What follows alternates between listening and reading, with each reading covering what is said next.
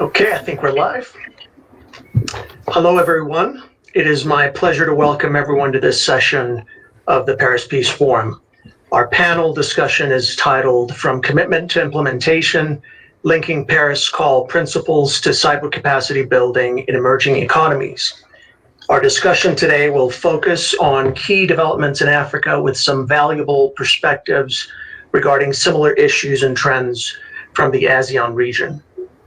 My name is Robert Kaihura. I'm an attorney with the international law firm of Covington and Burling, resident in our Johannesburg, South Africa office, where I lead our public policy and technology practice areas in Africa.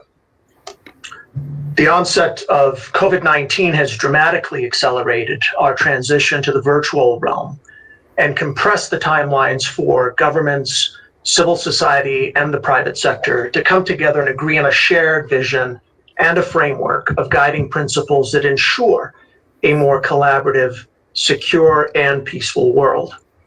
The pandemic has upended millions of lives. It is devastating already vulnerable economies and communities around the globe. And it is in this global climate that leading law enforcement agencies are reporting alarming rates of cyber attacks at major corporations, governments, and particularly the critical medical and other organizations vital in the fight against the coronavirus. Obviously, governments and the tech industry have a very unique and leading role in defending cyberspace from growing threats. But this discussion builds on a basic proposition that since cyberspace is an inherently shared domain, it will require all of us to come together to first understand and then promote stability, security, and resilience in the online world. We have an outstanding panel of experts representing government, civil society, and the private sector for what I expect will be a very enlightening discussion about the significance of the Paris call for trust and security in cyberspace, principles, and examples of cyber capacity building and the opportunities and challenges ahead.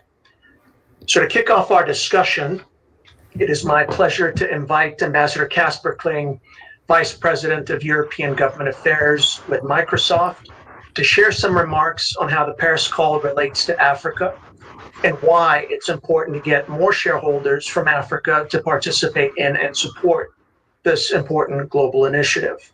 Casper has the very unique distinction of being the world's first ambassador to the tech industry in 2017, after Denmark became the first nation to create a diplomatic post to the Silicon Valley. In his current role, Casper serves as tech, or I should say digital diplomat, focused on strengthening Microsoft's relationship with the EU government, policymakers, and institutions. Casper, over to you, please. Well, thanks very much, Robert, and great to be with you. And thanks for guiding us from South Africa. And I actually wanted to begin by telling a little story from a visit I had to Ghana less than a year ago when we were meeting with a number of different ministers, including a discussion with the Minister for Communications that I recall very clearly, because she was very blunt with all of us, saying we have a desperate need for more investments in digitalization. We need to make sure that we invest in broadband so our population will become able to go online. And we want external investments to help us with that. But she was also very blunt in saying that the flip side of the coin, which is of course part of what we're discussing today, namely increasing defensive mechanisms, defense against cybersecurity attacks, was an area where there was perhaps an even greater need for external assistance and help in investments. And I think that sort of, in my view, is a very nice introduction to the discussion that we're having today with a bunch of much more smart people than I am. Looking forward to listening to other colleagues on the panel here. But I do think that we are now celebrating the 2-year anniversary of the Paris call, the Paris Peace Forum, such an important international event bringing together different stakeholders discussing cybersecurity issues. And what better opportunity to this year actually focus a lot more on emerging economies, developing economies around the world. But needless to say, being a European, I think it's quite natural for us to look a little bit south towards the continent of Africa for this discussion. When you look at the Paris call, I think there is room for improvement, if you like. out of the more than 1,000 signatories, we only have 100 from Africa. And I think also when you dive a little bit into national cybersecurity strategies, whether you look at the establishment of certs over Africa, whether you look at data protection laws, the countries of the African Union are a little bit behind compared to other parts of the world. And I think we need to focus on that.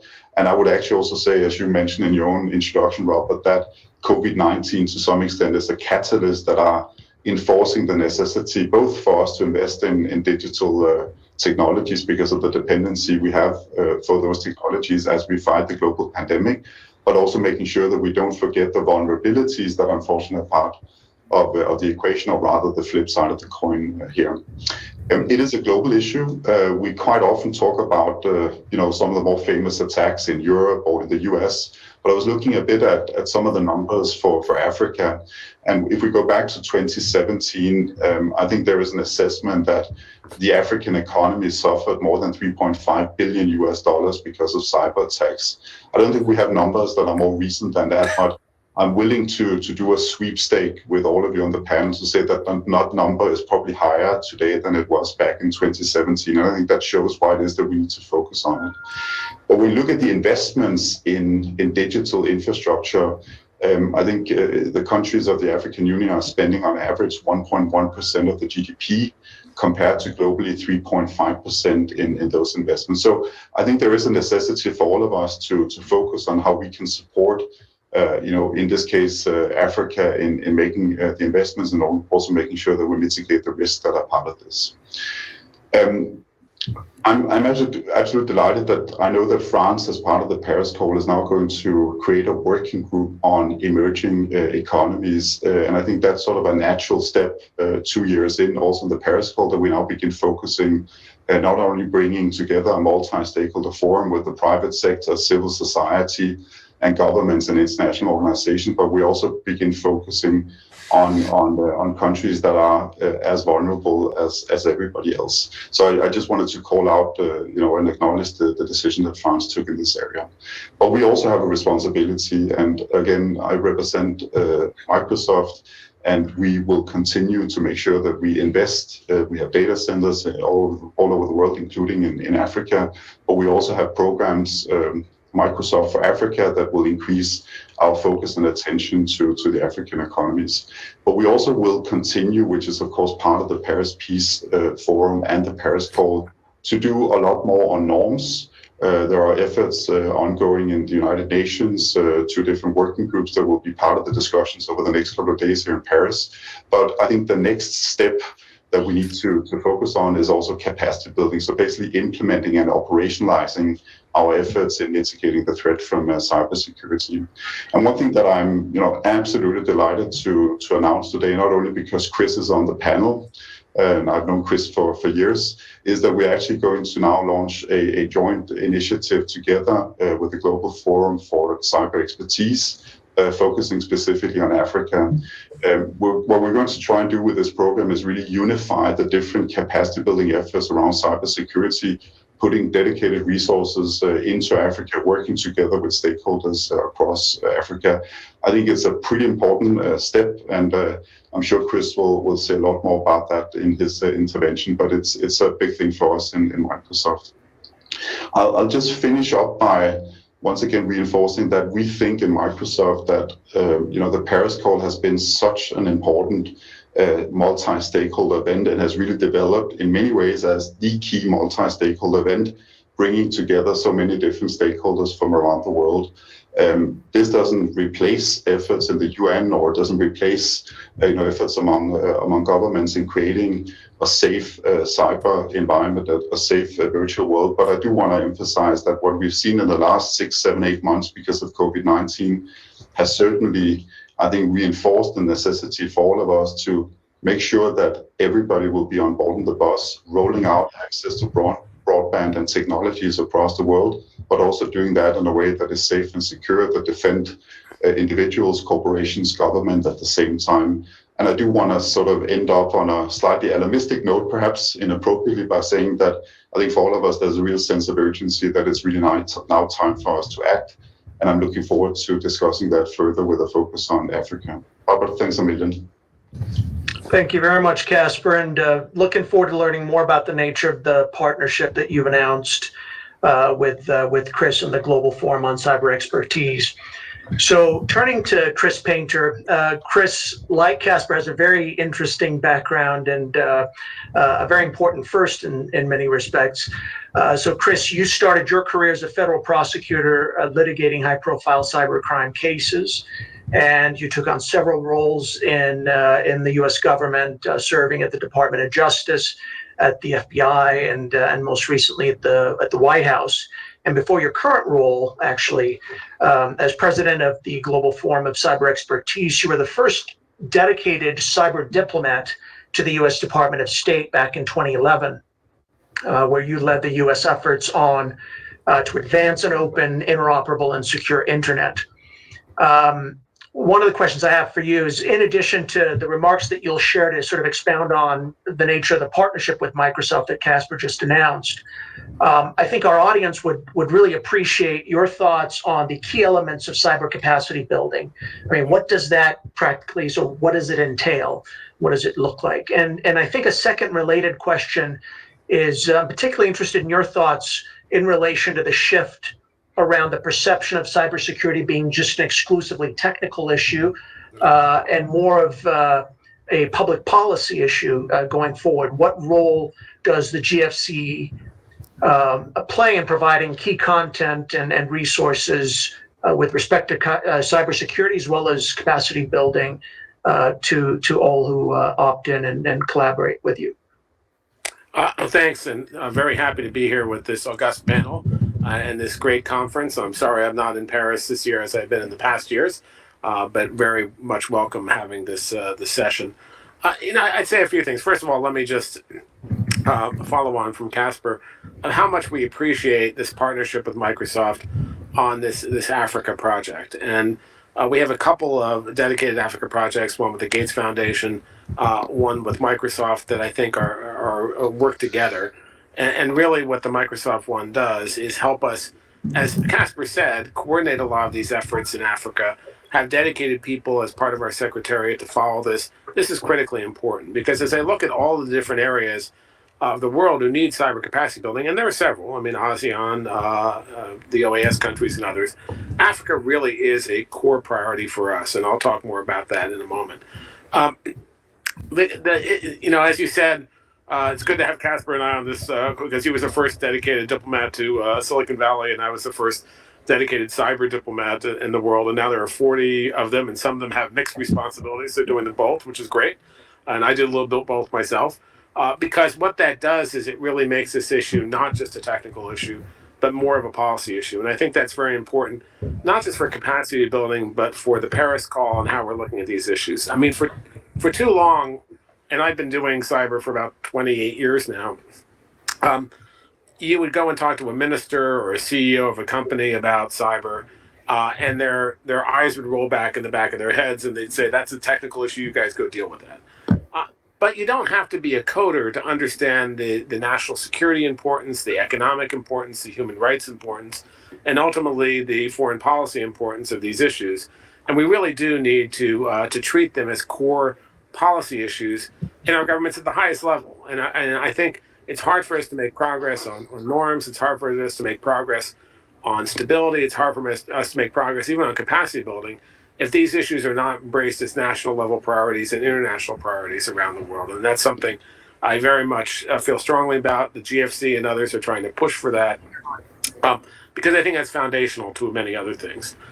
Let me turn for a moment to the issue of capacity building and just say that the Paris call, which I think has been a very important document to bring multi-stakeholder attention to this really across the world to these issues, has a call out for capacity building in it. And it says, we underline the need to enhance broad digital cooperation and increase capacity building efforts by all actors and encouraging initiatives that build user resilience and capabilities. So a very important call out to capacity building.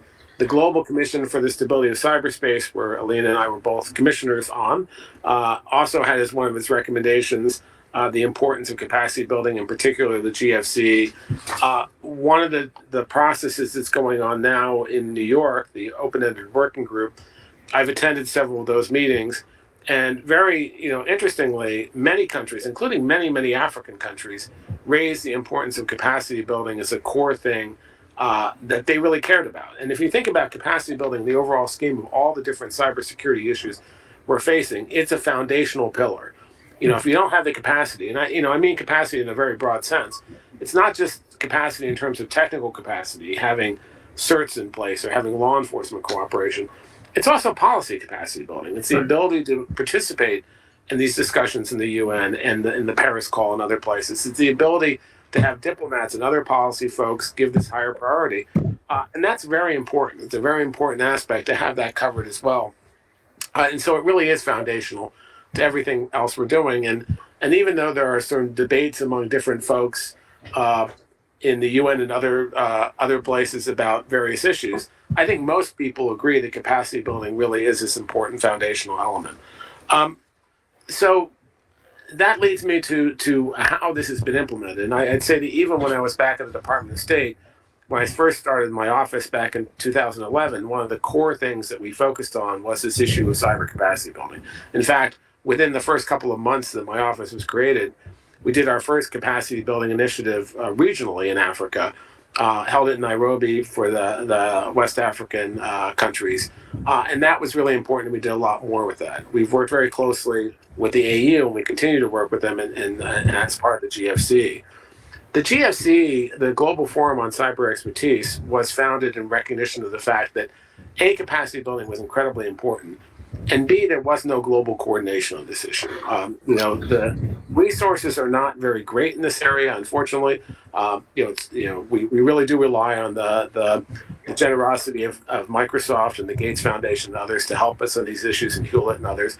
But still, the pot of money and funds are fairly small. We haven't treated this as an overall issue of the development agenda, which it needs to be, which I think there are more resources there, because again, it's foundational to countries. I agree with Casper that COVID has exposed that countries, especially developing economies, are very dependent on these digital technologies, even more so in a crisis like this. And we've seen attacks that go after these digital technologies, so cybersecurity is an important part of what they need to do. But what was happening is, as I used to joke when I was at the State Department, the same two people in some country were trained by 10 different countries and three different companies, rather than actually figuring out what's the most effective use of our resources, how do we bring people together. And the other thing that was missing is a multi-stakeholder approach, not just governments who need to talk to each other, but governments, private sector, civil society, academia, and other stakeholders. So when the GFC was formed in 2015, so just 5 years ago, we're celebrating our 5th anniversary and having our annual meeting just in a couple of weeks now. It was dedicated to try to both promote cyber capacity building and make sure there was coordination among all these different efforts. That was its goal. And now, 5 years later, there's been a lot of good work that's been done there. And you mentioned the different kinds of capacity building. The GFC is organized around 5 different areas. One is strategy and policy. These are national level strategies. There's been a lot of good work with African countries, including Sierra Leone and others.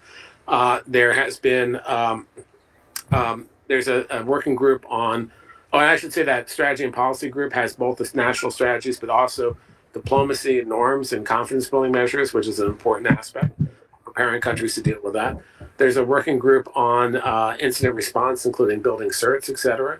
There's a working group on cybercrime or combating cybercrime. There's a working group on awareness and education and skills.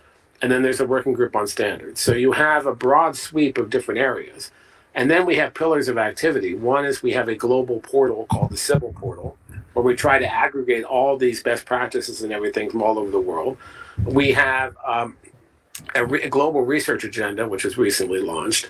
And then perhaps the most important thing is the matchmaker function. As countries say they need help, particularly in Africa, matching those countries with the resources that are out there and making sure, whether they be from the private sector or other governments, that they have the help they need. And so that matchmaker function is critically important and core to the GFC, and is, I think, core as we go forward in this, because again, resources are still scarce and countries really need this help. I said the other aspect that's somewhat different is this multi-stakeholder approach, and we have about 130 members and partners, many of whom are governments, but many of whom are private sector, like Microsoft, which was a founding member, civil society, education, and academic institutions. That's been very important for the vitality of the group. And we had our annual meeting last year in Africa at the AUC headquarters, and so we again really prioritize Africa. So there's been a lot done. I think there's much more to be done. As to go back to the two initiatives, as I said, the Microsoft one, which we really are happy that we were able to announce today, will really help us achieve this, will help us work in coordinating these various efforts and figuring out what's out there. The Gates Foundation will allow us to build a community of cyber security experts in Africa and really evaluate the needs of different countries and support those communities. So those two efforts, plus our already focus on this area, are going to be really critically important going forward. And as I say, I really think capacity building is the underlying foundation to all the issues we're discussing in cyberspace, including the stability issues. It's a core part of the Paris call, and I really ask everyone who can to support it. I should just say our website address is www.dgfc.org, and we have lots of information about us there. But with that, let me wrap up for now, and just welcome further discussion on these issues. Thanks. That's great. Thank you so much, Chris. Maybe a couple of quick clarifying questions, just from a practical perspective. So what does it take to join the organization? And secondly, go ahead, please answer that one. Yeah, so we like I said, we have many countries who joined as companies and industry members who are members. We also have partners. It's not too difficult to join. You can get on the website. You can get in touch with the Secretariat. And we're welcoming new organizations. We've talked to a number of them. We like that broad base. That helps all of us. We welcome participation, active participation. That's always important. But the information is there, and happy if anyone has an interest in that. If you want to contact us through the information, the contact information on the webpage, be more than happy to get back to you. But it sounds like the basic criteria is anybody who's interested in cyber in capacity building as well as cybersecurity generally should look into it. And then the second question we're happy to have people look at it. I think we're looking for institutional partners mostly, but individuals can have a role too. Right. And then the second question I was wondering about, it sounds like in terms of the types of capacity building, where do the technical, is there a technical component here, or is it mostly on the policy side and the structural issues, or how does that play out? So it's both. There's a focus on some of the policy issues, like on cybercrime and other issues, but when you're talking about skills and other issues, one of the other companies, Microsoft, I said, it's a founding member. Palo Alto Networks is another member who's been working on the skills group to organize or to help coordinate a lot of different things that are out there and just make people aware of it. There's so many different capacity building efforts out there that people who need these capacity building efforts aren't even aware of. So, and a lot of that can be technical as well. So it's a mixture. It's a bit, it's both the policy and the technical. It's not trying to duplicate what others are doing. It's trying to act as a router or a pointer to the things that are there. Okay, that's great. Thank you very much, Chris. So moving on to our third contributor here is Didier Murimpura. Didier, thank you so much for joining us. You bring a very unique perspective on the question of cyber capacity building in Africa. You started your career as an academic with a focus on computer science and software engineering at the National University of Rwanda before transitioning to public service in 2010. And over the past decade, you've had some very interesting roles. You helped lead the creation of the Rwanda Computer Security Incident Response Team. You've helped develop the Rwanda National Cybersecurity Awareness Program. You've helped lead cybersecurity strategy and policy development at the Ministry of Youth and ICT. And you currently serve on the board, or as chairs of the board, of the Irembo National Platform, which is a platform designed to facilitate government to business and government to citizen e-services. So that's one perspective focused, on these issues with respect to your home country of Rwanda. But I think equally interesting and in many respects very, very compelling is the role that you currently hold at the Smart Africa Alliance as the Chief Technology and Innovation Officer, where you and your colleagues develop and implement policy related to cross-border technology projects across what is currently 30 member states of the African Union. And I would imagine there are many more states that may not be active members, but that actually rely on you for guidance on these important issues. So you've seen and grappled with these issues from a national perspective, and now you're looking at it from a regional perspective, particularly as the continent is focused on implementing the Continental Free Trade Area and increasing intra-regional trade and harmonized policies and regulations from across the region.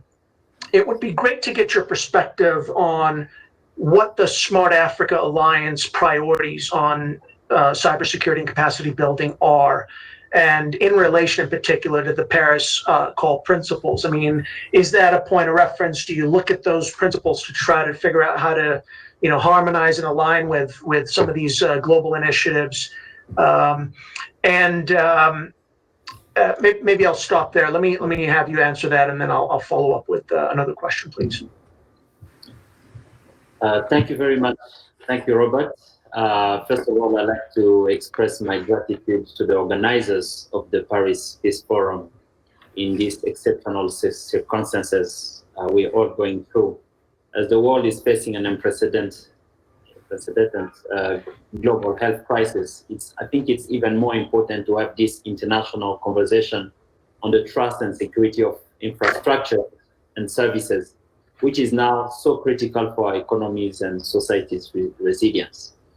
Before I go on, allow me to briefly talk about Smart Africa for the audience which is following us this evening.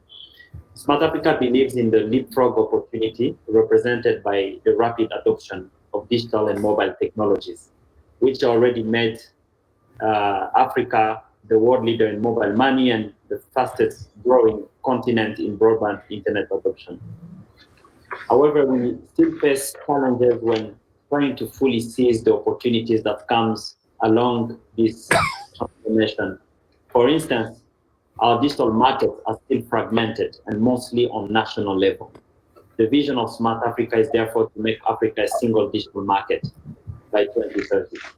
And the Alliance was founded 7 years ago here in Kigali on the convening of President of Rwanda, President Paul Kagame, along with several 6 other head of states. They created Smart Africa because they believe that a multi-stakeholder approach is fundamental if we want to leverage ICTs to accelerate socio-economic development of our continent.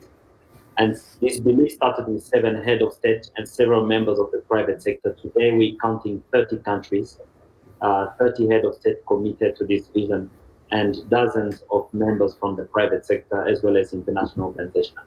So this allows the space, the Smart Africa space, to create the right synergies among stakeholders in Africa, from infrastructure to digital application and services, and also to federate the national ecosystems so that we can have a bigger impact at the continental level. So coming back to your questions about the priority of Smart Africa and cybersecurity and capacity building, firstly, the members of the Alliance are convinced that there is an urgent need for a trusted environment and legal certainty for the uptake of digital products and services in our continent.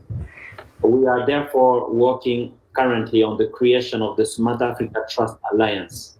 It's an institution that will help us to certify identity providers, digital ID, with different levels of insurances. And by doing so, we would like to increase the trust of all stakeholders in online transactions. Secondly, we aim to enhance peer learning between our member states through the Smart Africa Digital Academy, or SADA. The Smart Africa Digital Academy has trained about 200 policy and decision makers since August this year from across 21 countries in Africa. And to help us to keep our work relevant to our specific context and mutualize expertise, So we believe that capacity building is so key. The digital world has many dimensions, and many considerations. And by working together, countries are learning from each other on the best practices. Capacity building also means specific capacity on cyber security.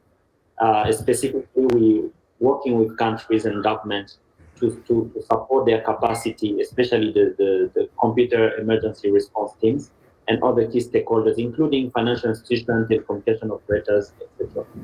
So we're able to share such good practices to other countries by bringing different partners who are able to share with us a lot of knowledge on that. And thirdly, we also aim to protect African individuals, organizations, and key infrastructure. And to this end, we want to increase the availability of domestic infrastructure, for instance, through the development of terrestrial backbones or the creation of data centers in Africa. And based on this, Smart Africa has just begun a new flagship project specifically dedicated to cybersecurity under the leadership of one of our member countries, Côte d'Ivoire, and in partnership with Agence Française de Développement to move forward our agenda on cybersecurity. So this is just to paint a broader picture, but the key message I'd like to pass here is that it's a very important subject for us. And we're working very closely with member states to ensure that every member state has a clear strategy, clear legal and regulatory frameworks to make it happen.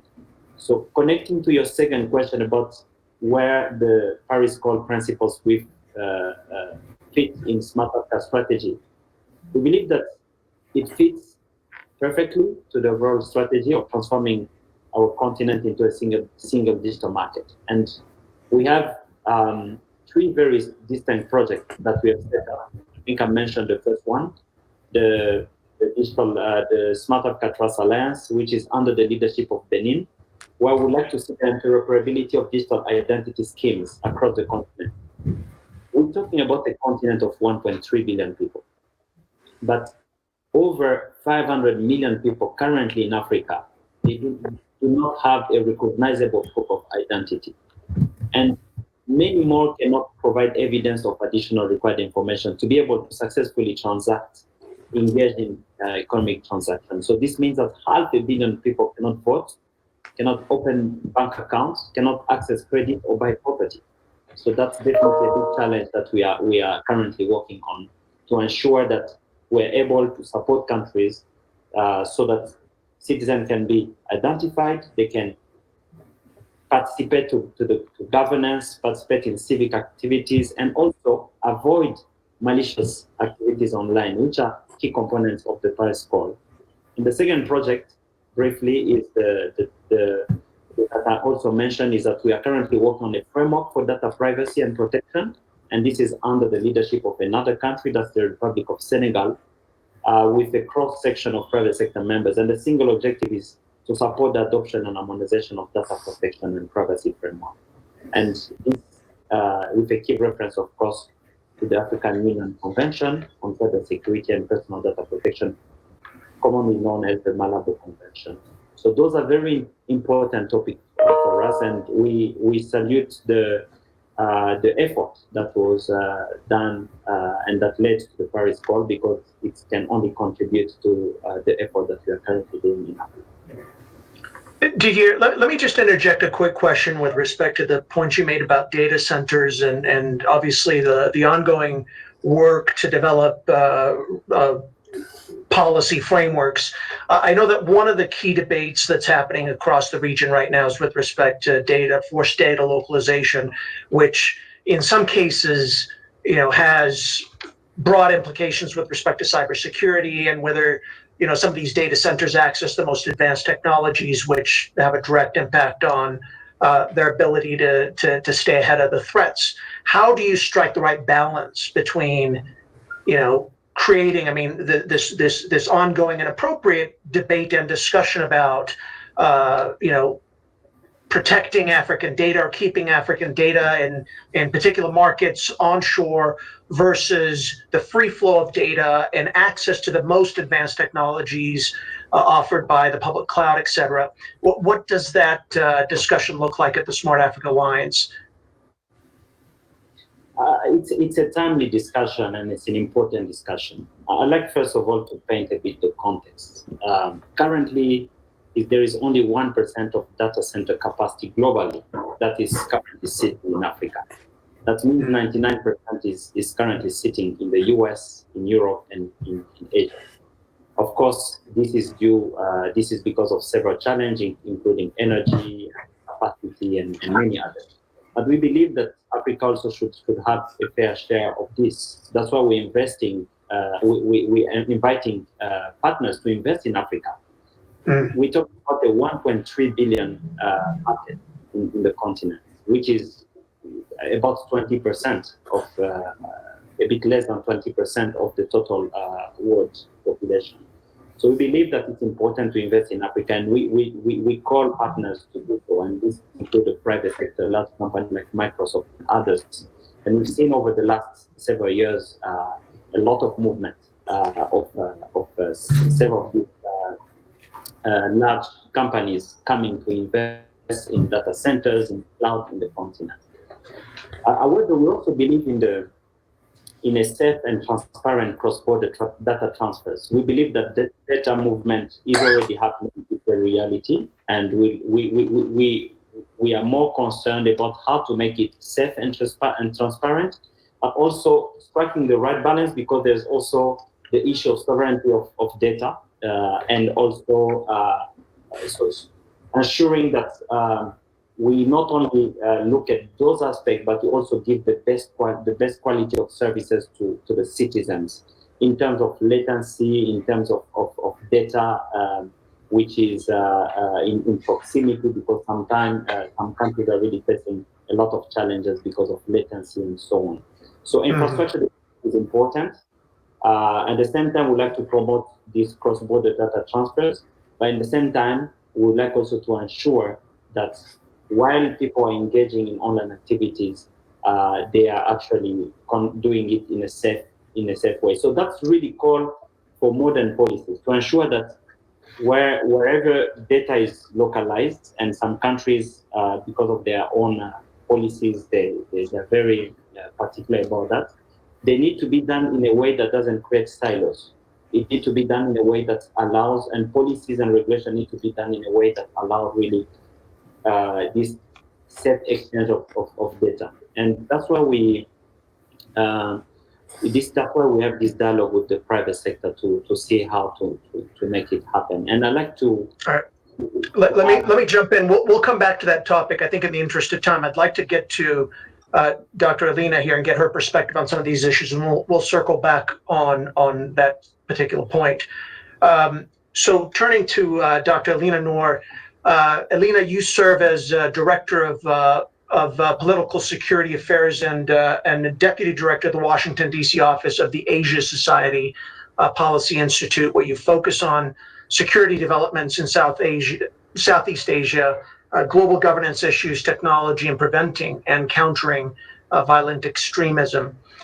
You've served as the Secretary of the Council for Security Cooperation in the Asia Pacific, and as a member of the Global Commission on Stability of Cyberspace, and with the United Nations Office of Disarmament Affairs roster of experts supporting efforts to build member states on cyber-related capacity issues.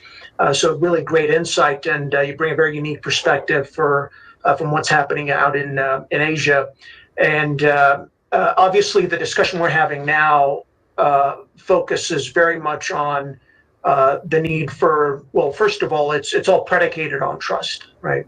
And the growing need to share best practices and coordinate efforts through disclosing capabilities and vulnerabilities, which all require a high level of trust on some fairly delicate and high stakes issues. This is particularly true where we're seeing an increase in state-sponsored attacks across the globe. What would you consider some of the key lessons learned from the ASEAN cooperation on security and capacity building? And you've written a fair amount about the fact that the ASEAN member states were the first sort of regional body to adopt the 11 norms on responsible state behavior outlined in the 2015 UN GEE consensus report. What's the key to building that cooperation in your perspective? And what's your view on the role that the norms and confidence building measures have played in the success that we're seeing in that part of the world? Well, thank you, Robert. I'll just put it on record that I'm not a doctor. I'm just a regular miss. But thank you for that. Congratulations. You were promoted today. Well, ASEAN cyber capacity building experiment is still a work in progress, of course, but let me offer maybe 3 points for reflection. The first has to do with pragmatism. ASEAN is 10 member states large, and therefore only about 1/5 the size of the African Union in terms of membership. But even with only 10 countries, ASEAN is not usually known to move at warp speed on anything security related. But its progress in the cyber realm has been astonishingly quick because it has been underpinned by economic and developmental pursuits. The imperatives of regional integration, connectivity, and socioeconomic growth are what have fueled many plans and policies related to the application of ICTs. And with that, the acknowledgement of the need for cyber capacity building at the many levels that Chris mentioned, technical, policy, legal, and operational levels. And I think this developmental pragmatism is what has enabled 10 very diverse and digitally disparate countries in the region to endorse, as you said, Robert, in principle, the UNGGE's 11 norms, many of which are echoed in the Paris Call, and for the region to now work on a norms implementation checklist. And I think if you consider that only 3 out of 10 ASEAN member states have ever been represented at the UNGGE, this is pretty remarkable. The norms make sense because they add to efforts towards a stable, secure governance structure that will in turn provide the basis for growth and prosperity through digital means. And I think that's how the region sees it.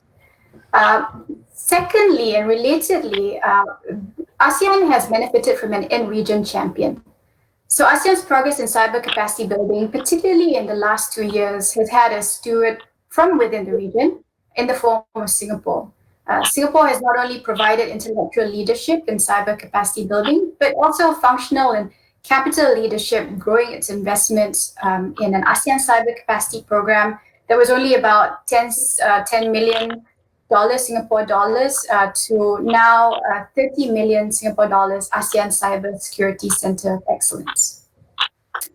Thirdly, incrementalism, right? So Singapore's leadership is only half the story. Without buy-in from the other 9 member states, ASEAN would not be where it is today. And this in turn would not have been possible without the decades-long socialization process of understanding the role and place of ICTs in the security environment, as well as the years of multiple forums and endless meetings per calendar year. ASEAN, fun trivia fact, has about 1,000 meetings a year. But all this has contributed towards trust and confidence building in the region. ASEAN is often dismissed as a talk shop, but in Southeast Asia, the process, even painstakingly tedious, matters as much as the outcome. Now, of course, there remains much more work to be done, particularly in expanding multi-stakeholder forums and partnerships to include civil society, which role is sometimes contentious in a number of Southeast Asian countries. There also remains greater coordination space for government, individually as states, and collectively as a regional grouping, to forge with the private sector as well as the technical and legal communities, particularly given differences in laws and legal traditions and the specific context of each member state. I'll stop here for now, but I'm happy to discuss this as you wish. That's great insight. Thank you very much for that. And we'll come back to you here in just a moment. So Chris, I'd love to get your perspective on just helping us understand more the role that the norms and the confidence building measures play in your efforts. How does that work? Well, as I mentioned, one of our working groups, the strategy and policy one, has a task force really that's focused on this issue. And let me put this in context of why this issue is so important. The way I view this is that norms, application of international law, norms, voluntary norms, and confidence building measures together form a stability framework, allow us to have greater stability in cyberspace in the long term. International law does that by making it clear that the same rules that have brought us safely, or as safely as we could into this century, apply in cyberspace just like they do in the physical world. They're the grounded part. But a lot of those international law precepts are for very high level, like cyber conflict, which we don't see that much of, like cyber war, which gets bandied around a lot. So the idea of having norms, which are essentially rules of the road, are critically important. Rules like don't attack the critical infrastructure of another state during peacetime. Don't go after the certs because like they're the hospitals or the ambulances. Many things like that, and which are norms of restraint, but also norms of cooperation. And then finally, confidence building measures, which are things like setting up hotlines and other ways to de-escalate conflict. So some countries have lots of experience in these things. Russia and the US have dealt with confidence building measures during the nuclear age. Lots of countries, particularly in the developing economies, have not had much experience in these areas. And as I said before, they haven't had the ability to participate in a lot of these discussions. And this is not like nuclear, where only a few states who have nuclear weapons can get together and make up the rules.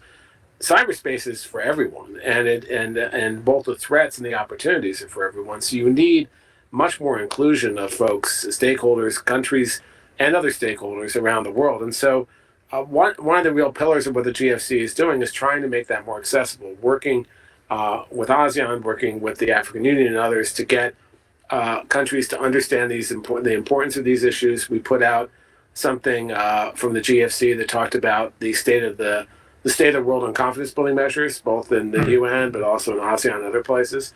In our portal, we have a lot of the best practices and other things, including some of the norms have been suggested by the GCSC and others. So it's really, I think, raising awareness, but also preparing people to discuss these issues, which will be critical to everyone's future. So that's the important, I think, intersection between the GFC and these policy discussions that are happening in the UN. All right, that's great. Thanks. Didier, jumping back to you, I think both Casper and Chris referenced the fact that Africa was a bit behind when it came to adopting some of these norms and practices and being a part of the dialogue. And I think it's always important to set a little context. I mean, I looking back just a decade, we barely had any fiber optic connectivity available or broadband available throughout the continent. And I think the context is important to, I think, highlight the progress that's been made in the past 6 to 10 years. In the 7 years that you've been affiliated with the Smart Africa Alliance, what would you say, particularly as it relates to cybersecurity and capacity building, what would you say are some of the standout achievements that you've achieved in a fairly short period, and that demonstrate the rate at which you're moving to sort of catch up? Thank you, Robert. I think that's this is what is quite unique about the continent. First of all, it's a continent of 54 member states. So it's as I earlier said, it's fragmented, and countries are at different levels. Some of them are quite advanced, and others are still at the very beginning. And you're right, it's only back it's actually over the last decade that we've seen quite significant adoption of significant penetration of infrastructure in many countries. The submarine cables landed in different coasts in Africa only from 2007, 2008. But it's only over the last 7, 8, 10 years that we've seen quite a gradual adoption or a gradual broadband penetration across, in different countries.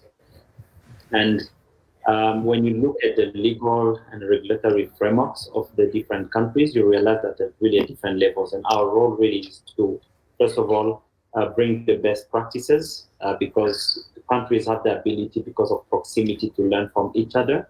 So we bring different knowledge from different countries. So through the different platforms that we have one platform that brings together ministers of ICT. It's called the Council of ICT Ministers of Smart Africa. We also have a Council of African Telecom Regulators. So those two platforms really become platforms for countries to learn from each other and also to adopt the best practices. And recently we realized that although I mentioned the Malabo Convention, which was officially adopted by the African Union in 2014, there has been quite a slow adoption. When only up to in this year, there were still less than 7 countries that officially ratified the Malabo Convention. Although over 20 countries have they are in the process. They recognize it, but it's not yet officially ratified by Parliament. So the journey is still long. We still have a lot that needs to be done.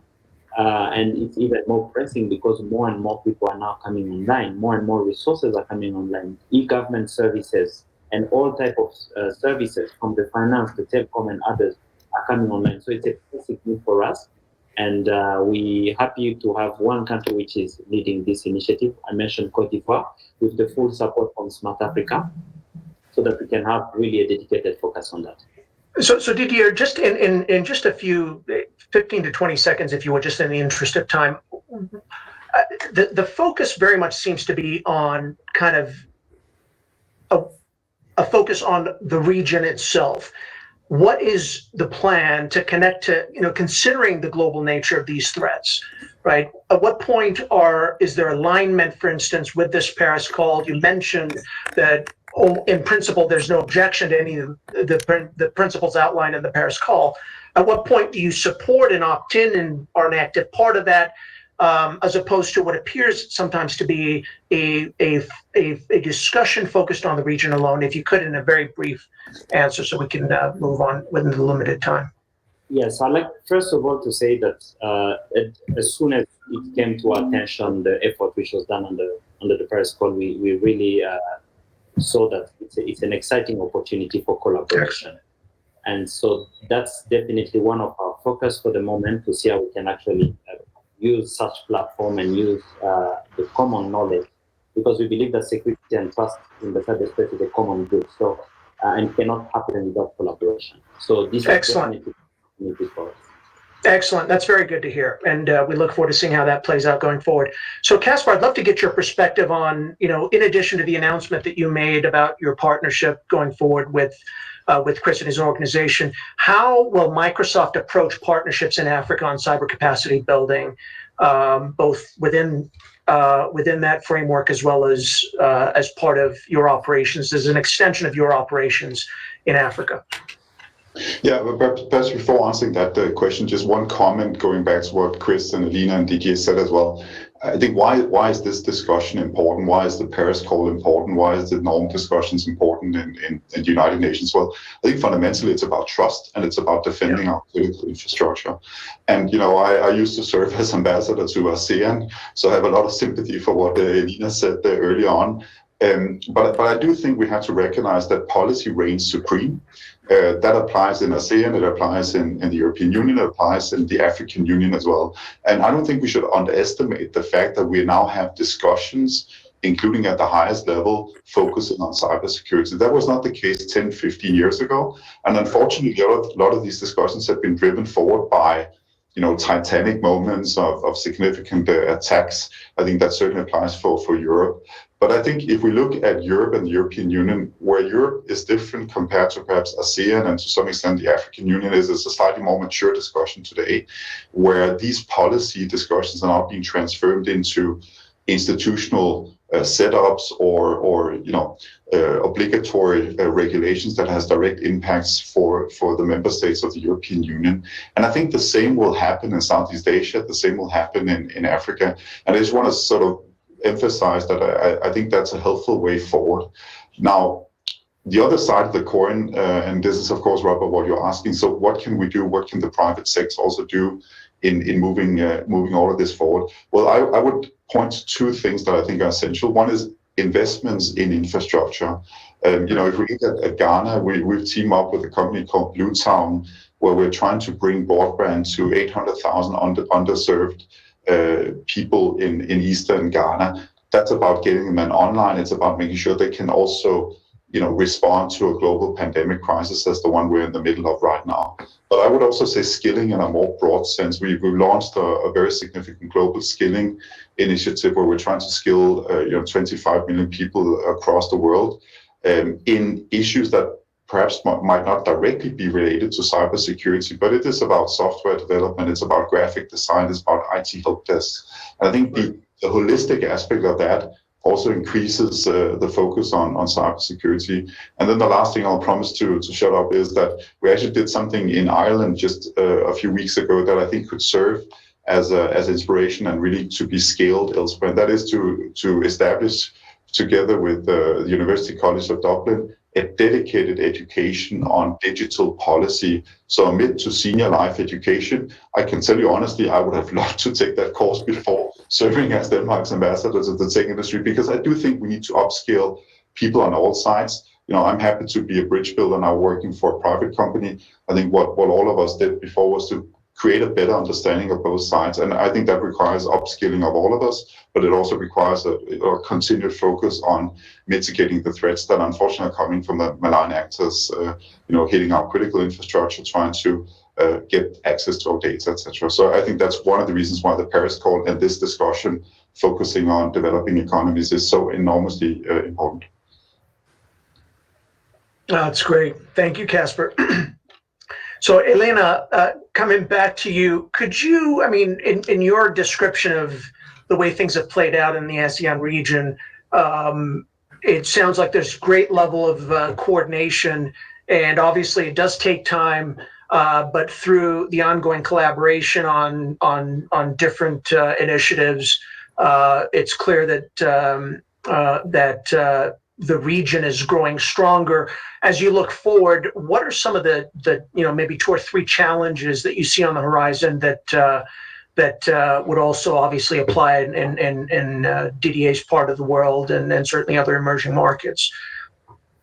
Yeah, I think I'll pick up on Casper's point. I think an immediate challenge for not only ASEAN but other emerging economies is addressing the intellectual and practical gaps between high-level discussions on norms and international law on the one hand, and the on-the-ground realities of securing access to a stable internet in Southeast Asia's case, for the backbone of Southeast Asia's economy, which is small and medium enterprises. Now, SMEs account for somewhere between 89% to 99% of total establishments, and between 52% and 90+% of total employment in all 10 ASEAN member states. So trust and security can only matter if it is bought into and shared among those they ultimately matter to. Secondly, I just say that while there is no shortage of offers of capacity building now, ASEAN and other emerging economies must be clear what it wants from these many offers, especially in this landscape of heightened geotechnological competition. Sometimes priorities, interests, and agendas of those on the demand side may not align neatly with those on the supply side. And it's very important for emerging economies to retain agency in determining what is best for their future, rather than to be nudged or guided by partners who may mean well, but may not otherwise be adequately sensitive of the region's particularities. And I'll just end by saying that I think it'd be very valuable for there to be an exchange of perspectives, not just between mature and emerging economies, but also among emerging economies, and in this case, between the countries of Southeast Asia and Africa. Excellent. Thank you very much. So I'll wrap up with just 3 observations. The first is that cybersecurity is just not a technical issue anymore. It is a policy and political issue, and one that is fundamental to our global development priorities and agenda. Technology will be a defining parameter in international affairs going forward. Secondly, the Global Forum on Cyber Expertise can help accelerate access to modern and leading content, capacity development, and other key resources. And finally, the more that states and other actors from the private sector, civil society, and academia work together on these critical issues, the greater the probability of achieving a more stable, secure, and resilient online world. Elena, Didier, Casper, Chris, thank you very much for your wonderful insights. And thank you to all who have joined us in this discussion, and wishing you all well, and please stay safe. Thank you very much.